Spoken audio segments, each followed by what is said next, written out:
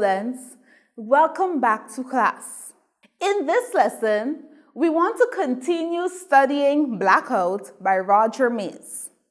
We'll be looking at characters and characterization. I am your teacher, Mrs. Carla Wilson John. Let's begin. This is the penultimate lesson of our study of the short story Blackout by Roger Mays. I hope you've been enjoying the lessons thus far. In this lesson, we want to look at the fourth element listed, characters. Let's begin. Now, I know that you would probably have a definition of characters in your mind. I know that you should be able to tell me who or what a character is. So let's hear it.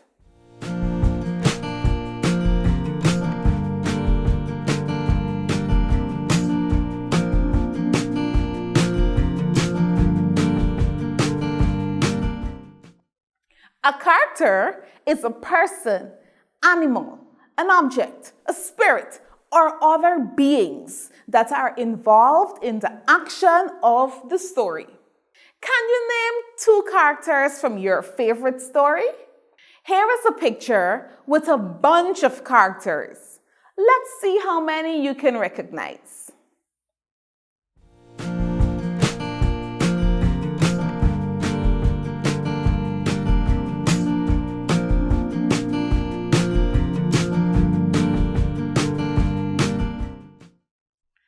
Well, I see Piggy, I see Piglet, I can see SpongeBob's best friend. What's he called again? Patrick! Yes, Pocahontas. I can see one of the Dalmatian dogs from 101 Dalmatian. I can see Pinocchio. The big whale there is from SpongeBob as well. There is Po from Kung Fu Panda. There is the penguin from Madagascar. Puss in Boots from Shrek. There is Pikachu. Yeah. So there is also Popeye the Sailor Man. Choo-choo. So all of these are characters from different stories. Like we said before, any person, being, creature, anything. You can see even the plank is there from one of those stories. I cannot remember the name of that story, but I think he used to talk to the plank. The plank was his best friend. Do you see it? Yeah. So anything can, once it plays a role in the story, it's considered a character. Now let's take a look at another one. This is a collage taken from Black Panther. Can you identify the characters from this movie? Good. So anyone or anything that has a voice that plays a role in the story is called a character. Now let's get into our text. Blackout by Roger Mays. Can you identify the characters in that story? Well, there are 2. A man and a woman. And they are both unnamed. Simple, right? But not so fast. We're not finished with them yet. As you mature and go to higher class levels, you're not only required to identify characters, but you're also required to be able to discuss their personality, to be able to describe their physical appearance, to be able to give a total description of the character. And that is called characterization. Call the word characterization. Yes. What is characterization? You may ask.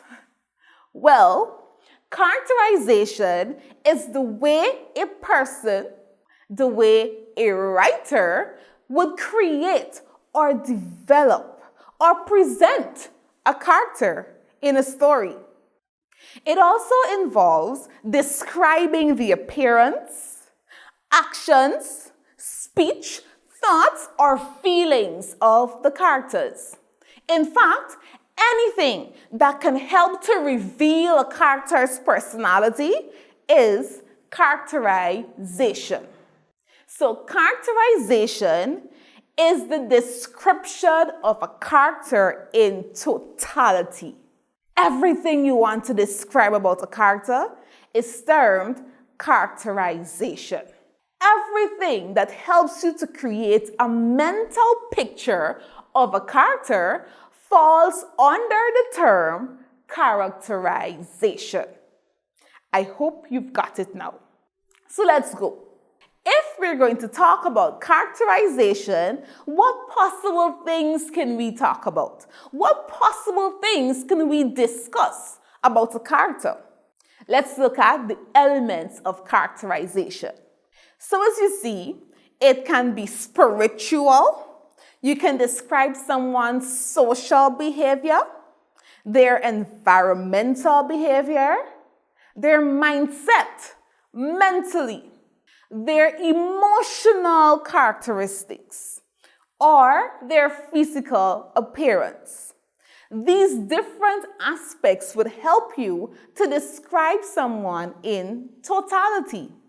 So if you're going to describe someone physically, you can look at their age, their appearance, their clothing, their accessories, their physical health. Emotionally, you can talk about whether or not they're romantic, they're moody. How do they behave? Do they have a high self-esteem? Are they proud of themselves, or are they shy? Mentally, are they intellectual? Are they a coward? Are they a bully? What are their thought process? And so you go through environmentally, socially, and spiritually as well. However you choose, you want to say that would enhance your description of something or someone falls under the term characterization. So for the story, we're required to do characterization for the two characters. Always, I want you to remember the equation of characterization. It's simple. Physical appearance plus personality traits equal characterization. Let's go that again. Physical appearance plus personality trait equals characterization. So the characterization for the male character is what we want to look at first. What do we get about the character's physical appearance? From the onset of the story, it says, a young man dressed in conventional shirt and pants with a pair of canvas shoes on his feet. He was tall. There was a curious look of great hunger and unrest about his eyes. He was black. He was a Jamaican. So these are the physical character traits we've gotten so far. We know that he's a young man. We see what he is dressed in. We see his height. We know his nationality. And we know his facial expression, physical appearance. Now, let's look at his personality traits. As you develop, as you go higher on, you'll be required to create character sketches. A character sketch like a table is acceptable for now. But in grades 10 and 11, you'll be required to write it in paragraph forms. So let's look at our table for our character sketch. In this lesson, I'm going to give you 5 personality traits. You can look for more in your spare time, or you can help me along as we go. Firstly, I want to say that he was a smoker. It was part of his personality. He just liked to smoke. The evidence I have of that is he asks the woman, "Could you give me a light, lady?" The man said. Presently, he straightened up, inhaled a deep lungful of soothing smoke, and exhaled again with satisfaction. That is my evidence to support me saying that he is a smoker. Whatever you want to say, however you wish to describe a character, you must have evidence to support your answer. You must back up what you are saying. Once you do that, however you wish to conclude or however you wish to describe somebody, your marker or your teacher will give you the point. You must have your evidence. Secondly, I want to say that the man was a logical thinker. He knew there was a way for his cigarette to be lit. He had to have been logically thinking to see a woman smoking and she's not saying she has a match. So he had to think. He had to process that. He had to think logically. My evidence to support. The man looked into her face, seemed to hesitate an instant and said, his brow slightly in perplexity, but you are smoking. So he had to have been thinking logically, to think quick on his feet to say that after she said that she can't help him, right? My third trait is that he was poor. He could not afford to buy fresh cigarettes like she could. He saved stubs. My evidence in the text. And perhaps it was just as well she did not see him bend forward with that swift, hungry movement, retrieving from the gutter the smoked cigarette she had thrown away. So he was so bad, poverty had stricken him to the extent that the cigarette the woman threw into the drain was the one that he picked up. Would you ever pick something out of a drain to use? My fourth personality trait is that he was observant. He observed the woman's verbal and nonverbal language. Why would I say that? He observed all these things in the split part of a second that it took him to say those two words. Thank you. He looked at her. He saw what she did. He saw her movements and her facial expressions. As you would have read the story, you would have been aware, or you can see, that he answered her unspoken words, and she thought he was reading her mind. I have one more personality trait for you. I would say the man was challenging. The man provoked and aroused competitive interests within the woman. My evidence to support that: so in this country, there are only men and women, eh? He caused her to question.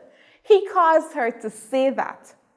Based on their discussion, he arose and awoken inquisitive thoughts, things to make her question and ponder about what she was really thought in the US.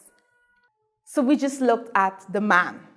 The character, the man, and we looked at the characterization of the man. Our next character is the woman. What physical description was given about her? What did the story say?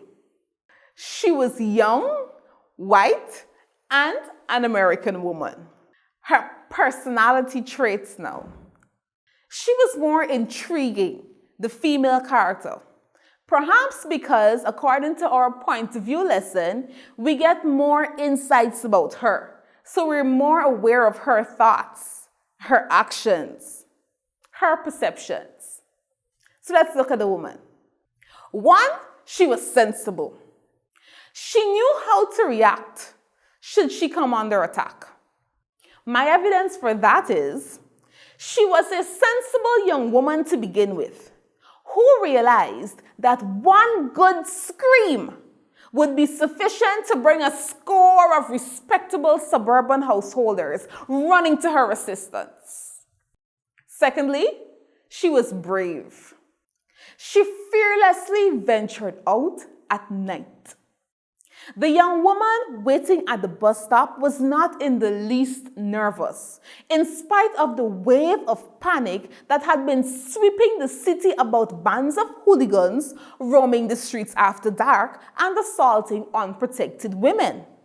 She was an American and fully conscious of American young women that they don't scare easily. So I think she was brave. Thirdly, she was a racist. In the woman's eyes, the striking feature of the man was his skin color. The story says, but the thing that struck her immediately was the fact that he was black. The other particulars scarcely made any impression at all as against that. She had no intention of standing at a street corner joining with a black man. These words, her thoughts, her outlook, and her expressions throughout the text caused me to form the conclusion that she was racist. Fourthly, I would say she was judgmental. She had a general concept of how black people should react when offended. In the text, it would have been no more than she would have expected from him. This was the part where the man was being polite. He looked at her in a contemptuous way, but he wasn't saying anything rude. She expected him to do that. She wanted him to say something, but he didn't. And so she kind of generalized the way black people should behave when they feel upset or angry or offended. And my fifth point is, she was foolish. She discarded and wasted something she was enjoying because of her racist beliefs. My evidence? Instead of returning her cigarette to her lips, she had casually, unthinkingly flicked it away. She laughed a little nervously. "It's nothing," she said, feeling a fool. Yes, students. So we just looked at the character traits of the woman. And that brings us to the end of our lesson today. But before we go, let's summarize. We looked at character and characterization. We defined character. We said that a character is any being that is involved in the action or the storyline. Roger Mays' Blackout has two characters, and we created character sketches for both the man and the woman. Out of the two characters, who do you prefer? Which character do you like better? Think about it. And I hope you're able to answer with good reasons. Remember, in English B, whatever you say, you must support or have a reason to back up your answer. That's all for now, students. I enjoyed it. I hope you did too. Bye-bye.